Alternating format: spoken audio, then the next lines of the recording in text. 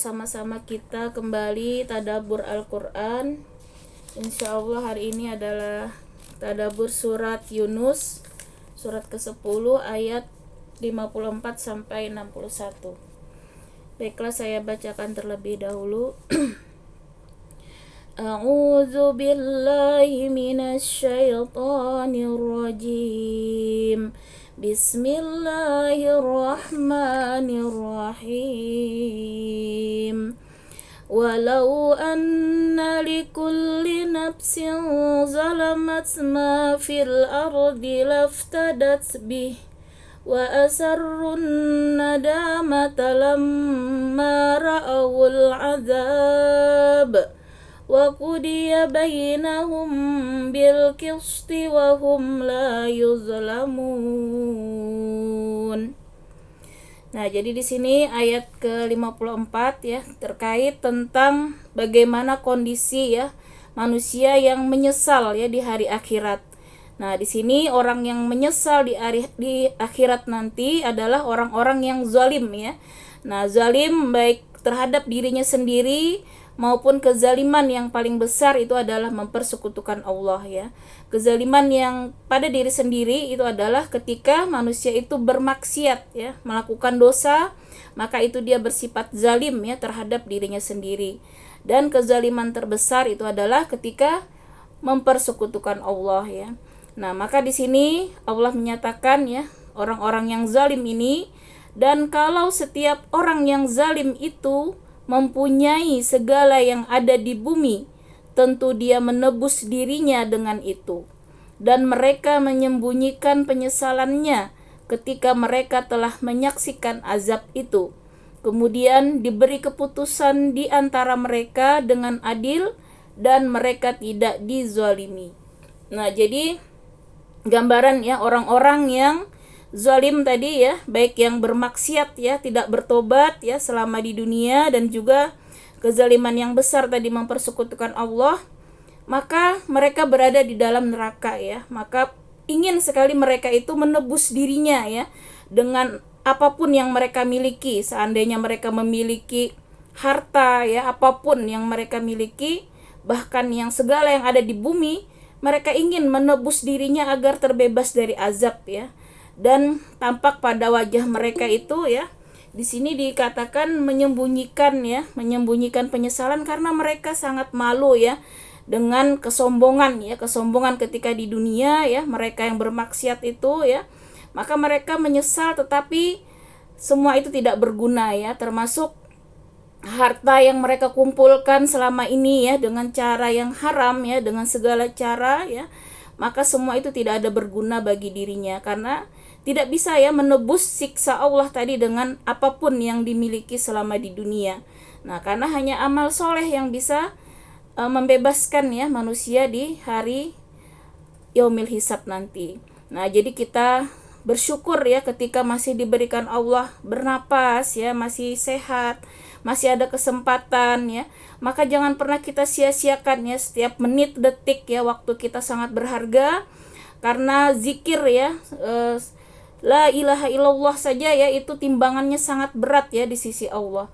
Karena itu setiap hembusan napas kita jangan sampai kita lalaikan ya dari melakukan ketaatan, entah zikir ya, tilawah Quran. Nah, seperti pada hari ini kita berada di dalam halaqah tadabbur Al-Quran, itu adalah sebaik-baiknya majelis ya, sebaik-baiknya majelis yang ada di bumi, bahkan dinyatakan Allah sebagai taman-taman surga ya yang ada di dunia. Karena itu kita bersyukur ya dikaruniakan Allah masih mau ya berada di dalam ketaatan. Ini suatu karunia yang lebih besar, bahkan melebihi dunia seisinya ya. Jadi kondisi keimanan ya, ketaatan itu adalah karunia yang luar biasa yang Allah berikan, tidak pada semua orang ya.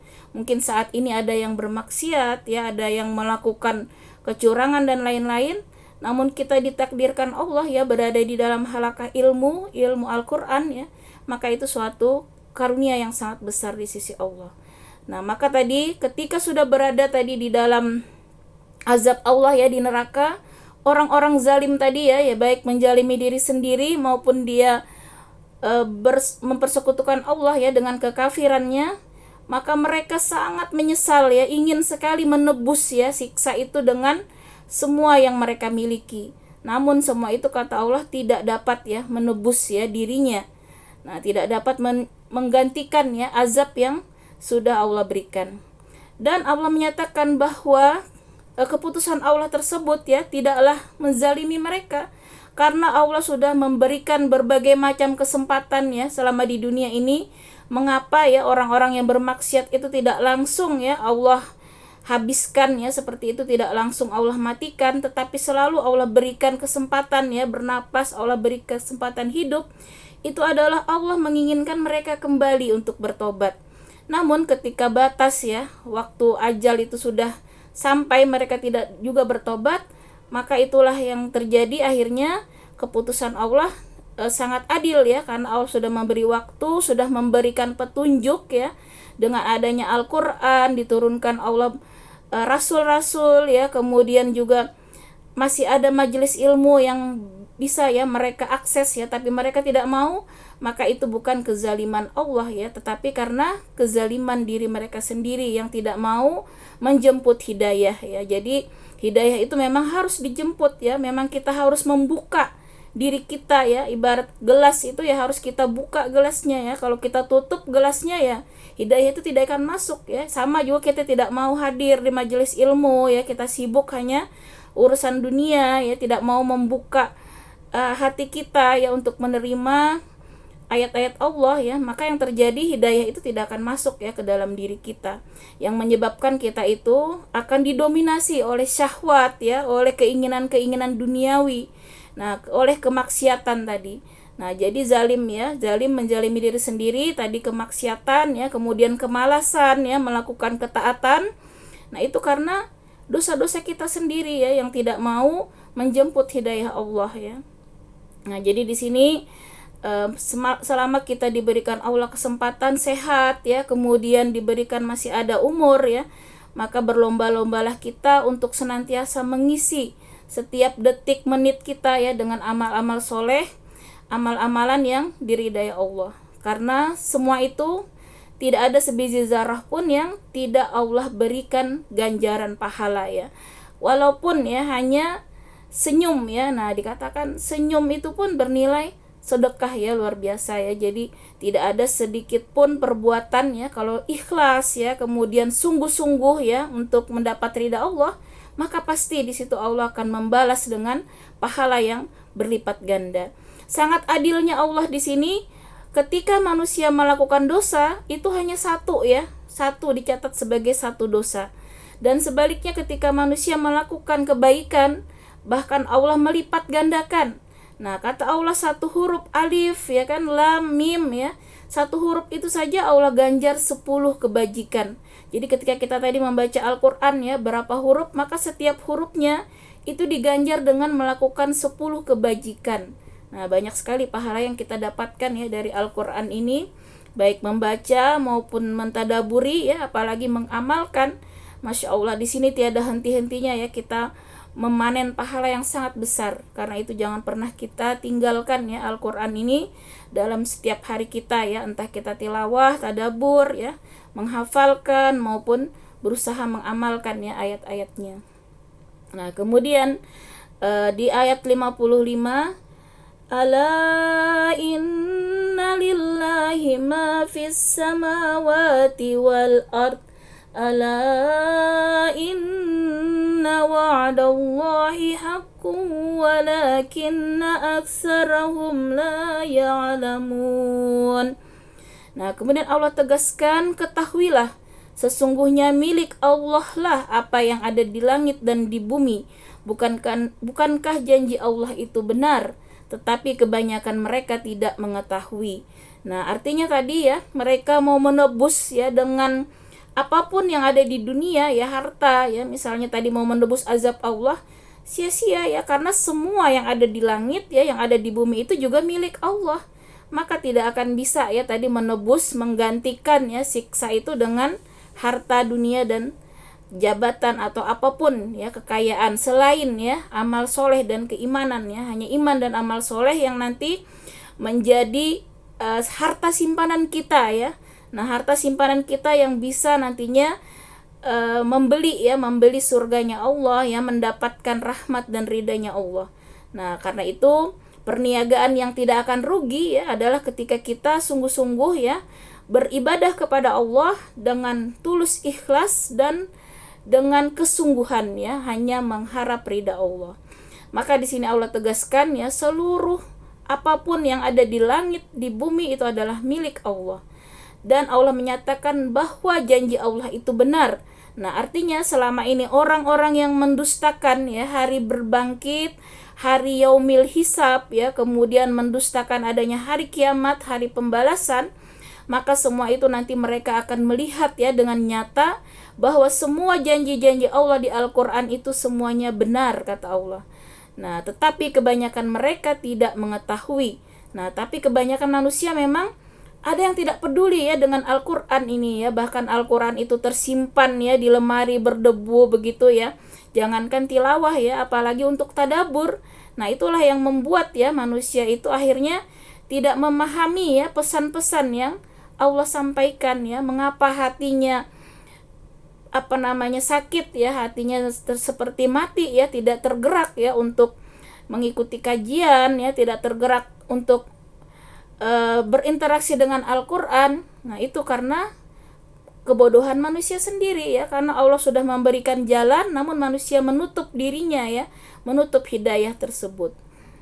Nah, kemudian di sini Allah tegaskan lagi di ayat 56, wa yuhyi wa yumitu wa ilaihi turja'un.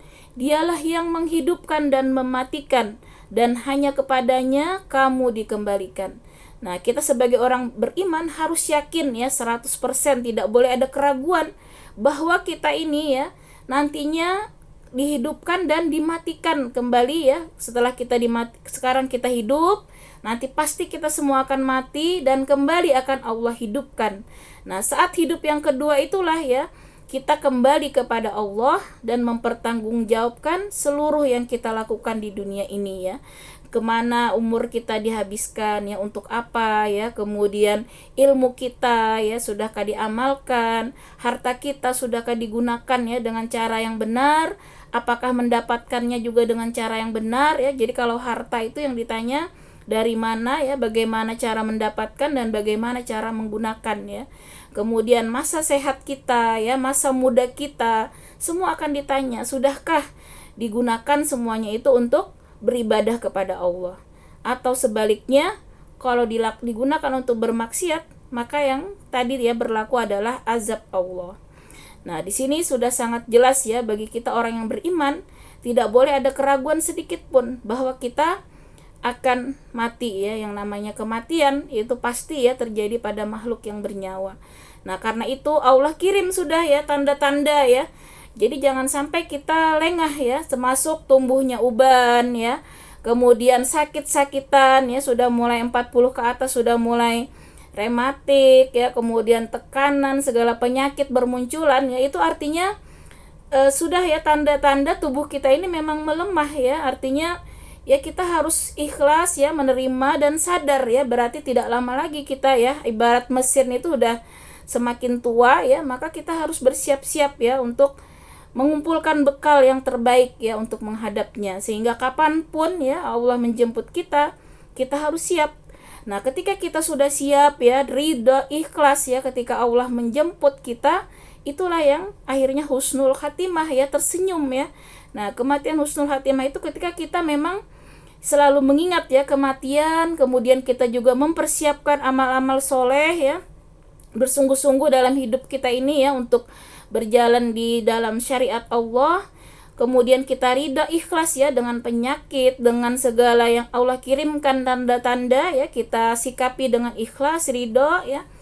Maka ketika Allah memanggil ya, kita akhirnya senang ya berjumpa ya. Akhirnya semua penderitaan di dunia itu berakhir ya. Nah, jadi bagi orang-orang yang ikhlas ya, orang-orang yang menantikan ya pertemuan dengan Allah, itu justru ya di dunia ini ibarat penjara ya, karena banyak sekali kesusahan, kadang penyakit ya.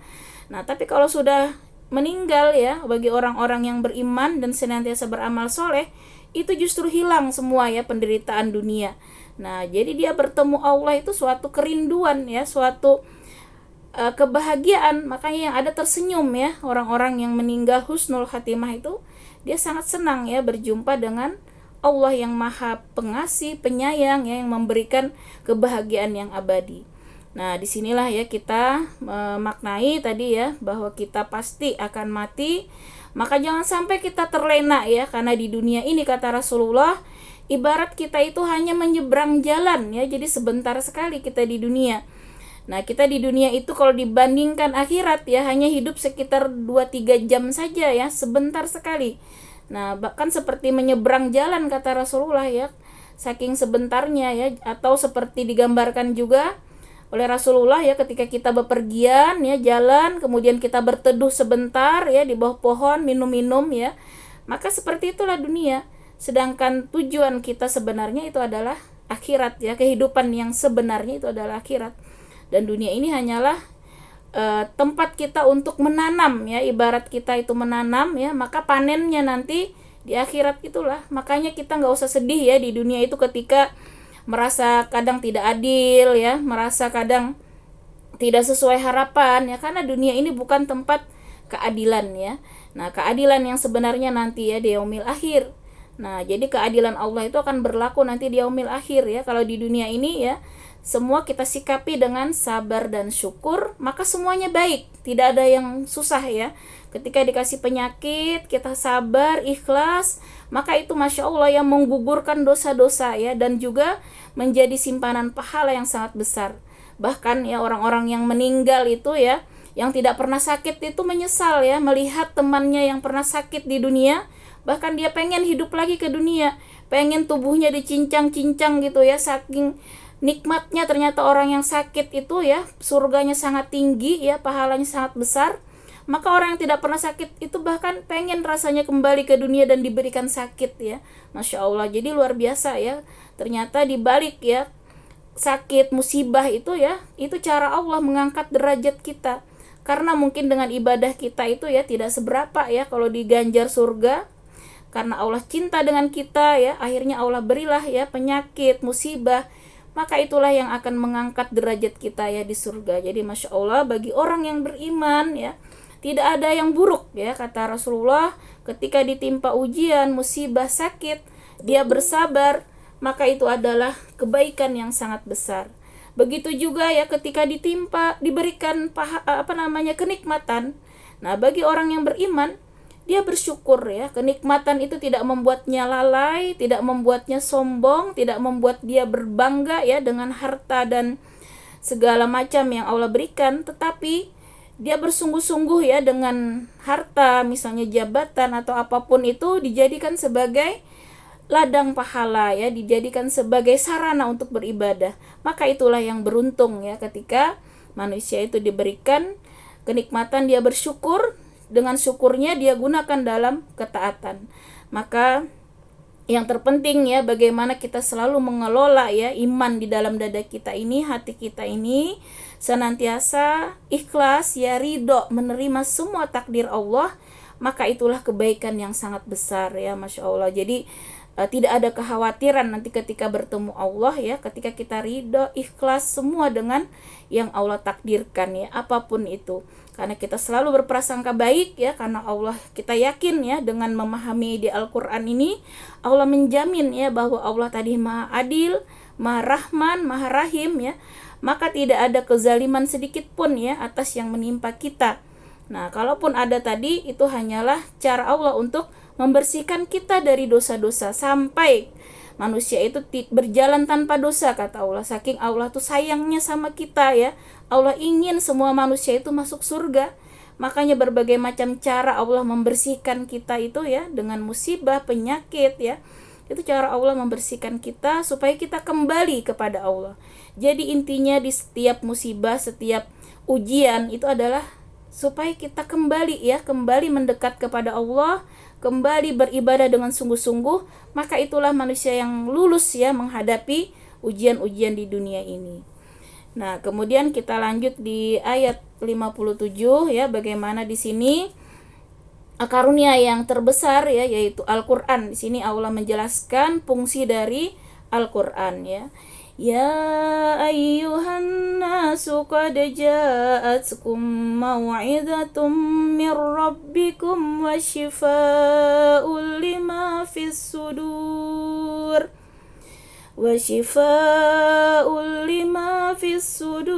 wa hudaw wa rahmatul lil mu'minin. Ya ayuhan nas, wahai sekalian manusia, qad ja'atkum, sungguh telah datang pada kalian mau'izah. Nah, jadi ini fungsi yang pertama dari Al-Qur'an, yaitu mau'izah ya, yaitu nasihat atau pelajaran. Nah, jadi Al-Qur'an ini Allah turunkan ya, bukan hanya kita baca begitu saja, tapi Allah inginkan kita tadaburi tadi ya, kita pahami apa yang terkandung di dalam Al-Qur'an ya, karena di sini berisi nasihat, pelajaran ya, bagaimana kita menjalani kehidupan ini ya, misalnya ya, ketika kita mendapatkan masalah gitu ya, masalah apapun misalnya, maka Al-Qur'an memberikan solusi ya. Semua permasalahan ada di dalam ayat-ayat Al-Qur'an. Nah, disinilah ya fungsi yang pertama Al-Qur'an ini adalah nasihat, pelajaran ya, di dalam kita menjalani kehidupan ini. Baik kita berhubungan dengan Allah ya, dengan manusia, ketika kita mengikuti aturan Al-Qur'an, maka semuanya itu akan berjalan dengan baik ya, dengan sempurna. Tidak akan ada yang terjadi keburukan ya ketika kita mengikuti ya semua nasihat pelajaran dari Al-Qur'an. Nah, inilah fungsi yang pertama sebagai mau'izah, yaitu pelajaran ya. Kemudian min rabbikum wasyifa. Nah, jadi fungsi yang kedua di sini adalah wasyifa ya, obat penyembuh. Nah, jadi Masya Allah di sini Allah menyatakan bahwa Al-Qur'an ini adalah obat penyembuh. Nah, lima fis sudur ya, bagi apa yang ada di dalam hati. Nah, jadi Al-Qur'an ini dinyatakan adalah penyembuh ya, sakit hati ya, sakit yang ada di dalam dada kita. Baik misalnya kesedihan ya, atau kadang seseorang misalnya ditimpa musibah ya, misalnya kehilangan anak yang dicintai ya, maka ketika kita baca Al-Qur'an, di Al-Qur'an tadi kita mendapatkan ayat bahwa yang namanya yang hidup itu pasti akan mati ya. Maka ketika kita bertemu ayat itu harusnya kita bisa ikhlas ya, lapang dada bahwa semua yang hidup ya di dunia ini pasti akan mati ya. Entah anak kita, suami kita, keluarga kita ya, semua pasti akan mati. Nah, sehingga dengan ayat-ayat Al-Qur'an ini ya, kita akan lapang dada ya. Maka penyembuh tadi dari sakit hati ya, dari segala permasalahan kehidupan ya. Jadi kalau kita merasa sumpek gitu ya, galau atau rasa nggak nyaman, rasa nggak tenang ya, banyak-banyak baca Al-Qur'an ya. Kalau kita masih belum tenang ya, berarti masih kurang ya baca Al-Qur'annya. Kita sertai dengan tadabur ya, baca terjemahnya ya, maka itulah insya Allah ya, Allah jamin di sini akan mengobati tadi ya hati kita. Kemudian fungsi yang ketiga di sini adalah wahudan, sebagai petunjuk ya. Jadi di dunia ini sebenarnya tidak sulit ya, kita hanya disuruh ya hidup mengikuti apa yang sudah Allah tuntunkan dan Rasulullah contohkan bahkan ya. Jadi Masya Allah, Al-Qur'an ini ya sudah dicontohkan seluruhnya ya oleh Rasulullah. Jadi tidak ada yang sulit ya. Yang sulit itu kita kadang ya mau mengejar dunia ya. Kalau kita ikuti ya apa yang sudah ditentukan Allah itu tidak susah ya. Kita itu perlu apa sih di dunia ya? Makan juga 3 kali itu udah kenyang banget gitu ya. Nah, rumah yang penting tidak kehujanan ya, tidak kepanasan, bisa berteduh, itu sudah nikmat yang sangat besar kata Allah ya. Bahkan ketika manusia itu mempunyai simpanan makanan untuk besok, itu udah dikatakan berlebihan kata Allah. Artinya udah berlebih dia ya, melebihi ya kecukupan ya, melebihi kecukupan ya. Karena Rasulullah dan sahabat itu, bahkan ibu-ibu ya, mereka itu hanya punya makanan cukup hari itu. Untuk besok mereka tidak tahu makan apa ya, belum ada terbayang gitu ya. Kalau kita masih ada beras ya di cadangan ya, masih ada di kulkas ya makanan, Masya Allah. Jadi kalau sehari ini kita merasa miskin, itu nggak ada apa-apanya ya dibandingkan kondisi ya para sahabat ya, Nabi dan sebelumnya ya, para sahabat itu luar biasa ya.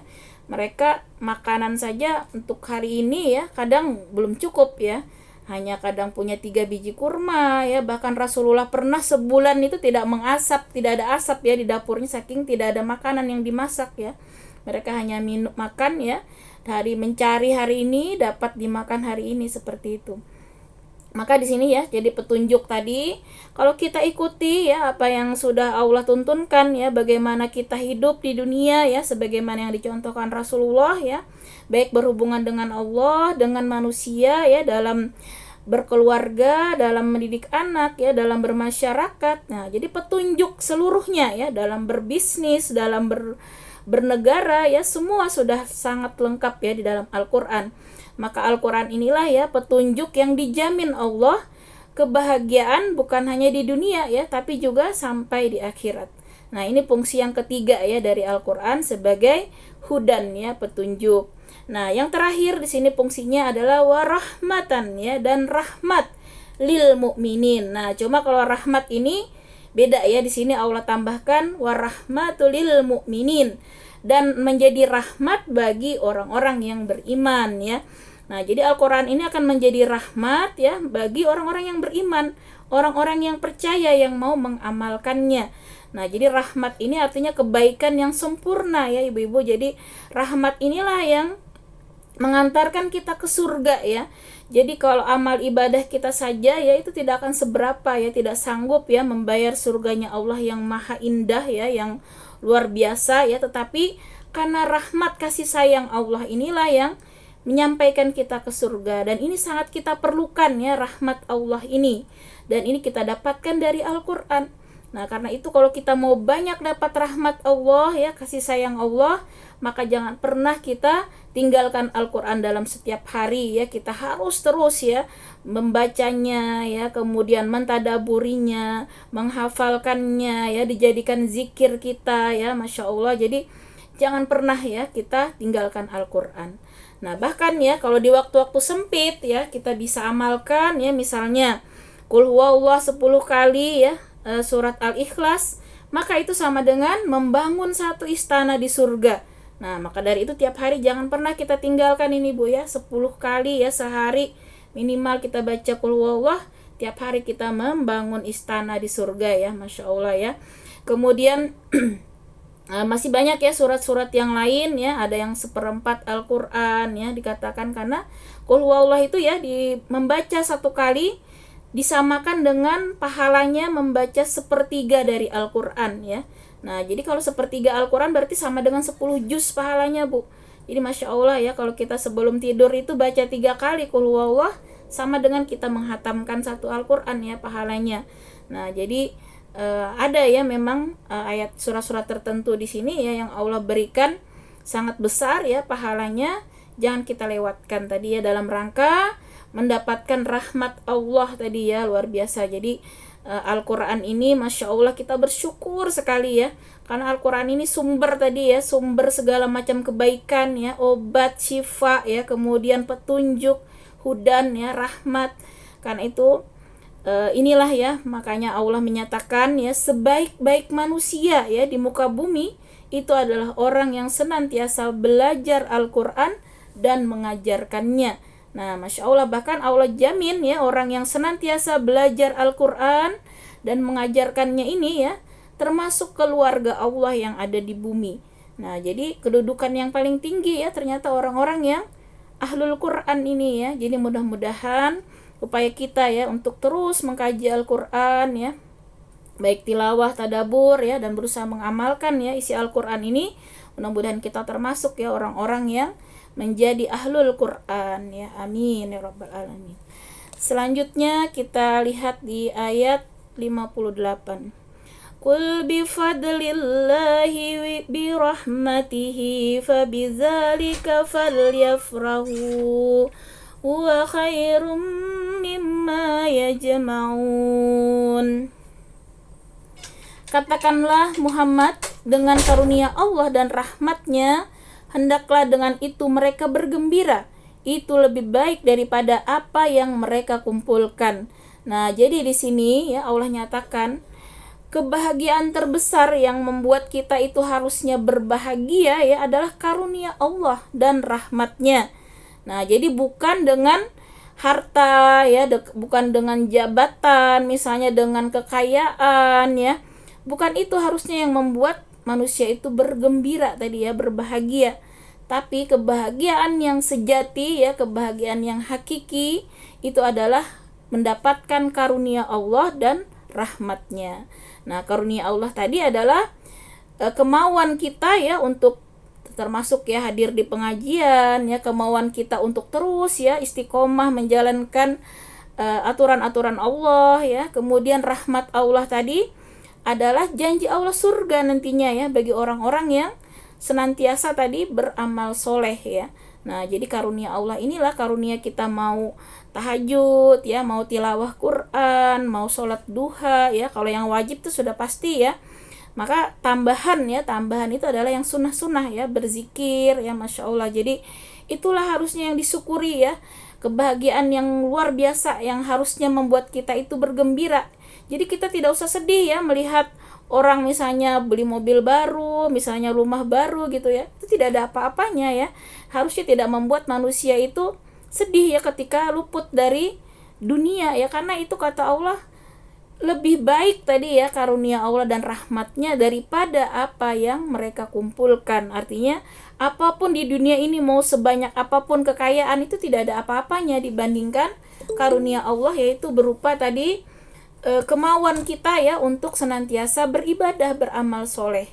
Dan janji Allah rahmat tadi ya, surganya Allah, itu tentu adalah karunia yang terbaik ya. Jadi sebagaimana hadis Rasulullah ya, dalam urusan dunia kata Rasulullah, janganlah kita itu memandang ke atas ya, tapi kita pandanglah selalu ke bawah. Nah, artinya ketika hari ini kita punya motor ya, kita bersyukur ya, masih ada orang yang belum bisa beli motor misalnya, yang masih bisa jalan, masih ada orang bahkan yang kakinya tidak bisa jalan ya. Jadi kalau kita melihat ke bawah itu, Masya Allah ya, syukur terus ya, kita tidak pernah mengeluh ya, tidak pernah sedih ya dengan yang luput dari kita ya, karena ketika kita bersyukur itu luar biasa ya, pahalanya tiada terkira di sisi Allah.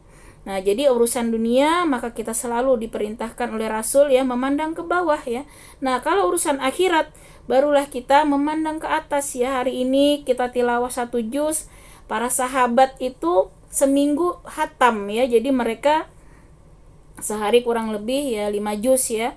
Nah, jadi dan mereka paham artinya ya serta mengamalkan. Maka kita di sini boleh iri ya kalau dalam masalah akhirat, berarti kita harus meningkatkan lagi ya, semangat lagi, kita harus lebih lagi ya. Nah, jadi kalau kita lihat orang-orang yang ahlul Quran ya, mereka penghafal Quran itu memang ternyata tidak kurang dari 5 jam sehari ya untuk Al-Quran ya, Masya Allah ya.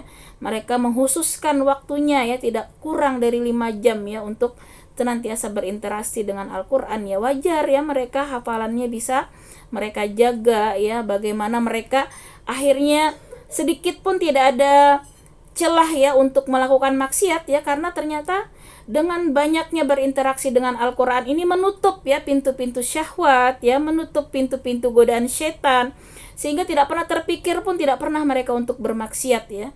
Nah, jadi Masya Allah Al-Quran ini ya, ketika terus kita perbanyak ya berinteraksi, maka dia akan membentengi kita dari hal-hal ya, melihat yang buruk, mendengar yang buruk ya, apalagi melakukan kemaksiatan. Nah, jadi kalau kita masih tergoda nih ya, melihat-lihat yang buruk ya, berarti kita harus lebih lagi meningkatkan interaksi kita dengan Al-Quran ya. Jadi disinilah Allah tegaskan tadi ya, yang patut menjadi kegembiraan kita ya, ketika kita bisa mendapatkan karunia dan rahmat dari Allah, bukan karena apa-apa yang dikumpulkan ya, berupa harta, kekayaan dan lain-lain, itu tidak ada apa-apanya ya di sisi Allah. Jangan itu yang membuat kita bahagia ya, karena kita bisa lihat ya, orang yang bahagia dengan dunia itu akhirnya ya seperti Qarun ya, seperti Fir'aun ya, nauzubillah min zalik ya. Ya akhirnya kalau manusia itu di hatinya dipenuhi dengan dunia, maka otomatis ya akhirat itu akan tereliminasi ya. Jadi di hati kita ini hanya satu yang bisa berkuasa. Ketika kita bisa menguasai hati kita dengan ketaatan ya, amal soleh, maka keburukan maksiat itu akan mereda ya, bahkan dia akan pergi ya dari hati kita. Nah, sebaliknya kalau yang mendominasi tadi dunia ya, maka akhirat itu yang menjauh. Nah, seperti itulah ya hakikat ya di dalam kalbu kita ini, mana yang dominan itulah yang berkuasa nantinya ya. Nah, kemudian di sini kita lihat ayat selanjutnya di 59. Qul ara'aytum ma anzalallahu lakum min rizqin faja'altum minhu haraman wa halala. Qul Allahu azina lakum am 'ala Allahi taftarun. Katakanlah Muhammad ya, terangkanlah kepadaku tentang rizki yang diturunkan Allah kepadamu. Lalu kamu jadikan sebagiannya haram dan sebagiannya halal. Katakanlah, apakah Allah telah memberikan izin kepadamu tentang ini, ataukah kamu mengada-ada atas nama Allah? Nah, jadi ayat ini turun ya terkait ya orang-orang kafir ya ketika itu yang mengharamkan yang halal ya, kemudian dan sebaliknya mereka yang halal diharamkan gitu ya. Nah, jadi perkara halal dan haram ini harus berdasarkan aturan Allah ya, tidak boleh manusia membuat-buat sendiri aturan ya. Jadi ketika itu ya di zaman Nabi ya turunnya ayat ini ya, ada orang-orang yang ada unta tertentu ya yang mereka haramkan untuk dibunuh ya. Jadi mereka menganggap itu suci ya, binatang itu suci dan mereka haramkan untuk disembelih ya, haram dimakan. Nah, maka turunlah ayat ini. Maka kata Allah, perkara menghalalkan dan mengharamkan sesuatu itu urusan Allah ya, tidak boleh manusia membuat-buat sendiri ya. Nah, atas nama Allah gitu ya, harus berdasarkan ayat-ayat Allah. Dan sudah sangat jelas ya di Al-Quran mana yang haram ya, mana yang halal. Tidak boleh manusia menentukan sendiri ya. Jadi urusan halal haram ini mutlak ya, adalah perkara yang harus berasal dari syariat Allah ya. Nah, kemudian ya di ayat 60, wa ma zannul ladzina yaftaruna 'ala Allahil kadhiba yaumal qiyamah innallaha lazu fadlin 'alan nasi walakinna aktsarahum la yashkurun. Dan apakah dugaan orang-orang yang mengada-adakan kebohongan terhadap Allah pada hari kiamat? Sesungguhnya Allah benar-benar mempunyai karunia yang dilimpahkan kepada manusia, tetapi kebanyakan mereka tidak bersyukur ya. Nah, jadi orang-orang yang tidak mau ya meyakini adanya hari kiamat ya, bahkan mereka menganggap itu tidak benar ya berita tentang kiamat ya. Maka di sini Allah bantah semuanya ya. Nah, kata Allah ya, sebenarnya sudah sangat jelas ya semua yang Allah sampaikan itu ya. Tidak ada kebohongan sedikit pun ya, dan itu merupakan karunia yang sangat besar ya, di mana Allah tadi sudah menurunkan Al-Qur'an ya, bahkan mengutus Rasulullah ya. Sudah banyak sekali itu nikmat yang luar biasa ya, ketika manusia itu sudah diberi petunjuk yang jelas ya, tinggal mengikuti saja ya. Tidak usah kreatif ya, kalau ibadah itu ikuti saja apa yang sudah Rasulullah berikan tuntunan ya, maka pasti dijamin Allah di situ selamat ya dunia akhirat, bahkan kebahagiaan dunia akhirat itu pasti akan didapatkan ya. Nah, tetapi kata Allah, kebanyakan mereka tidak bersyukur ya. Nah, orang yang tidak bersyukur ini artinya yang tidak mau tadi ya, sudah banyak karunia Allah yang dilimpahkan ya, nikmat ya, petunjuk, nah tidak mau digunakan, tidak mau mengikuti ya petunjuk Allah, maka itulah yang terjadi ya. Tadi kembali ya Allah jelaskan, azab Allah itu akan berlaku ya sesuai dengan perbuatan manusia. Nah, kemudian yang terakhir di sini di ayat 61, dengan ayat ini ya Allah mengingatkan kita ya bahwa semua perbuatan manusia itu tidak ada yang terlepas ya dari pengawasan Allah. Karena itu, marilah ya sama-sama dengan ayat ini kita untuk berhati-hati ya dalam setiap perkataan ya, perbuatan, baik kita berada sendiri maupun di tengah orang banyak ya. Kita harus selalu yakin ya dan selalu sadar bahwa Allah senantiasa mengawasi kita ya, dan ada malaikat yang mencatat ya semua yang kita lakukan. Wa ma takunu fi sya'nin wa ma tatslu minhu min qur'anin wa la ta'maluna min amalin illa kunna alaikum syuhudan iz tufiduna fih wa ma ya'zubu 'an rabbika min misqali dzarratin fil ardi wala fis samai wala asghara min zalika wala akbara illa fi kitabim mubin. Dan tidaklah engkau Muhammad berada dalam suatu urusan dan tidak membaca suatu ayat Al-Quran serta tidak pula kamu melakukan suatu pekerjaan melainkan kami menjadi saksi atasmu ketika kamu melakukannya.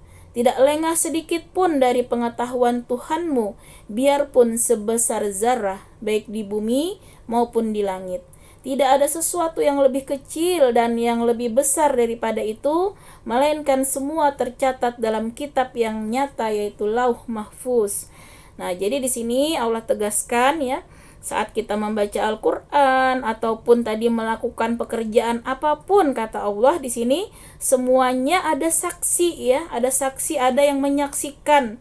Nah, termasuk ya kalau kita sekarang berada di rumah kita ya, mungkin handphone kita jadi saksi nanti ya kita sedang mengkaji Al-Quran ya, kemudian tembok-tembok kita semua ini nanti akan bersaksi ya, menjadi saksi atas semua pekerjaan kita ya, dan semua itu menjadi semua jadi catatan ya dari Allah ya, tidak ada yang terlepas kata Allah ya, walaupun sebesar zarah ya. Jadi kalau sekarang itu seperti atom ya, bahkan bisa lebih kecil lagi ya, kalau atom masih ada terbagi lagi neutron ya, elektron. Nah, maka yang paling kecil sekalipun itu ya semua dicatat ya, tidak ada yang luput kata Allah dari pengawasan maupun catatan Allah.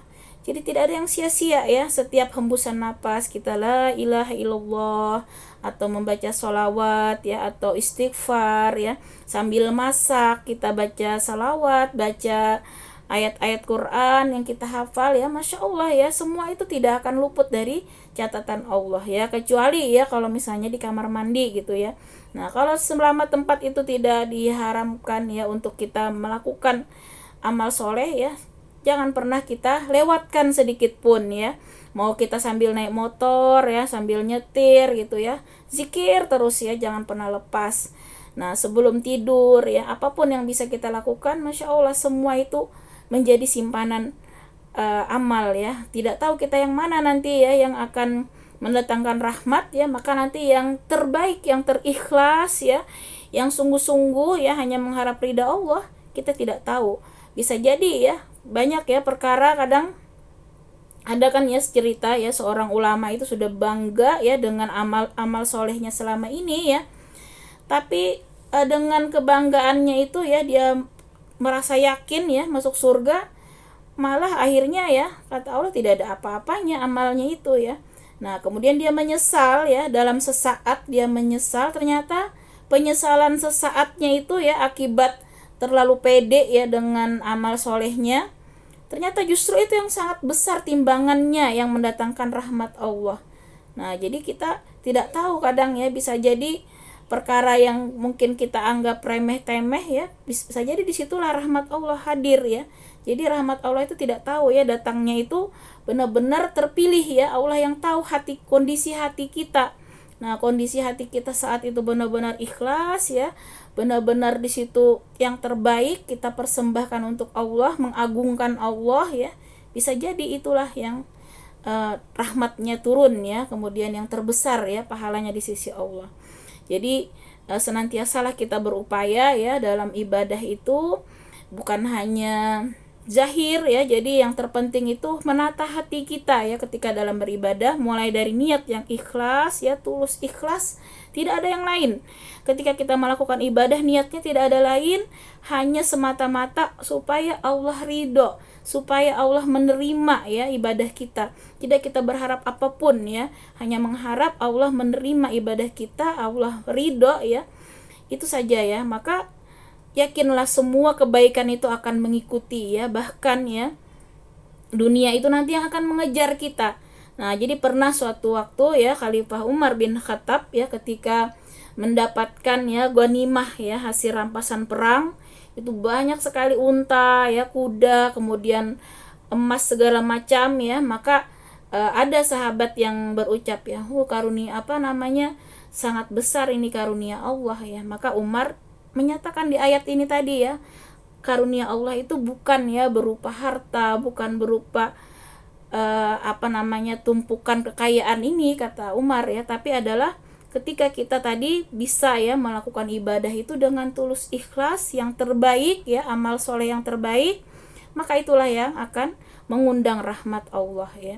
Jadi setiap kita bisa ya sholat khusyuk, misalnya setelah habis sholat malam bisa berzikir, bisa beristighfar, bisa baca Quran hari ini misalnya, kita syukuri dengan sungguh-sungguh ya, maka itu akan mengundang nanti ya ibadah-ibadah yang lain. Nah sebaliknya dosa juga jangan sampai ya, dosa itu segera kita taubati, karena kalau dosa yang kecil-kecil ya tidak kita taubati, itu juga akan mengundang dosa yang lebih besar ya.